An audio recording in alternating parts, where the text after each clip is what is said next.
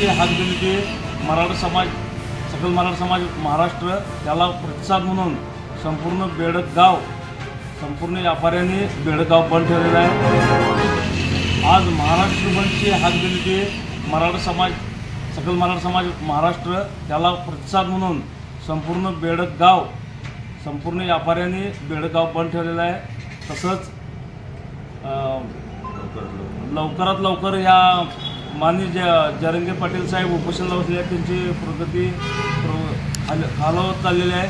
तरी शासनानं जो सगळे सोयरीचा अध्यादेश घेणार अधिवेशनमध्ये म्हणून जे अध्यादेश दिलेला आहे वाशी येथे, त्याला लवकरात लवकर अधिवेशन बोलवून महाराष्ट्र शासनानं त्यांच्या प्रगतीची विचार करून, त्यांचा आजचा 5वा दिवस आहे, फार मोठ्या प्रमाणात त्यांचा म्हणजे तब्येत बिघडलेली आहे आणि महाराष्ट्र शासनाने याची दखल घेऊन लवकरात लवकर अधिवेशन लावून मराठा समाजाचा सगळे सोयरीचा कायदा पास करावा।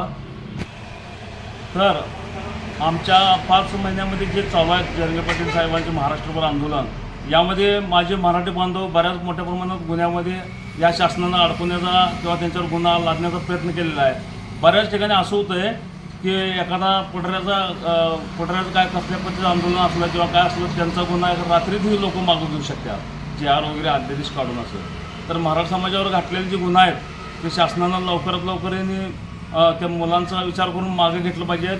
आणि तसेच आमच्या भागातील जे 8 आमदारांनी 2 खासदारचा भाग आहे सांगली जिल्ह्यामध्ये, या खासदारांनी आणि आता चालू स्थितीमध्ये असलेल्या सध्याच्या स्टँडिंग आमदारांनी मराठा समाजाचा विषय अगदी ठासून लावून धरला पाहिजे विधान परिषद आणि लोकसभेमध्ये।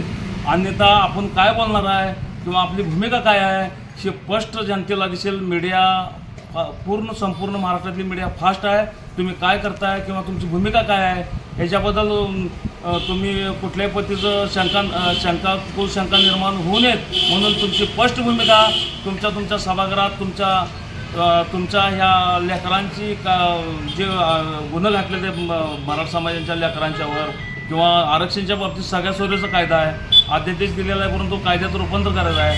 परत कुणबी दाखल्याचं वाटप करायचं आहे, परत आपल्या शिंदे आयोग म्हणून लावलेला आहे त्यांना वेळ वाढवून द्यायचं आहे वर्षाचं। या सगळ्या मागण्या जोपर्यंत शासनामध्ये आपण मांडत नाही, आपण प्रतिनिधी आमच्या ह्या भागाचं, तोपर्यंत शासनाला जाग येणार नाही।